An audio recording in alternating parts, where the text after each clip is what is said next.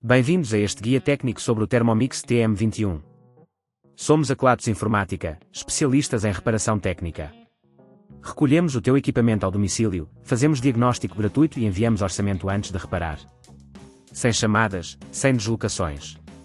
Estamos localizados na Calle Joaquín Maria Lopes 26, Madrid. Cómodo, transparente e profissional. Link na descrição. Se a tua Thermomix TM21 faz barulho estranho, pode ser um sinal de que o motor está a falhar ou algum componente interno está a desgastar-se.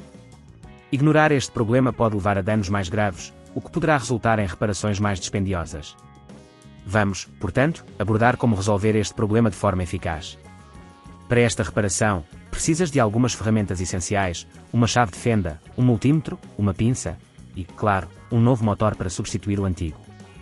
Para começar, desliga a Thermomix e remove-a da tomada. Em seguida, utiliza a chave de fenda para retirar os parafusos que seguram a tampa superior do aparelho. Faz isto com cuidado para não danificar a carcaça. Uma vez que a tampa esteja solta, levanta-a suavemente e coloca-a de lado. Agora, vamos localizar o motor. Ele está situado na parte inferior do aparelho, conectado a vários fios e a outras peças. Verifica se há sinais de desgaste ou danos visíveis. Para extrair o motor, desconecta os fios que estão ligados a ele.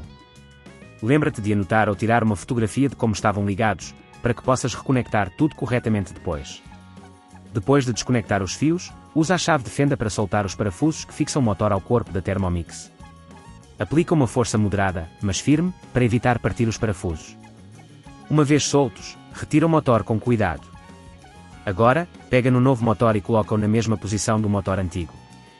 Aperta os parafusos para fixá-lo no lugar e reconecta os fios, seguindo as notas ou a fotografia que tiraste anteriormente. Antes de fechar a Thermomix, verifica se tudo está no seu devido lugar e que não há peças soltas.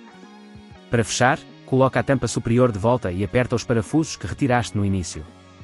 Se neste ponto achares que é demasiado complexo, lembra-te que na Kelatos recolhemos o equipamento no teu domicílio e devolvemos-te reparado.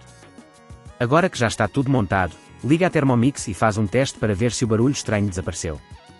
Sim, ótimo. Caso contrário, pode ser necessário fazer mais diagnósticos.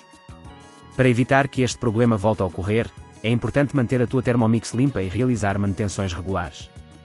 Verifica sempre os componentes internos e faz limpezas periódicas para prevenir o desgaste.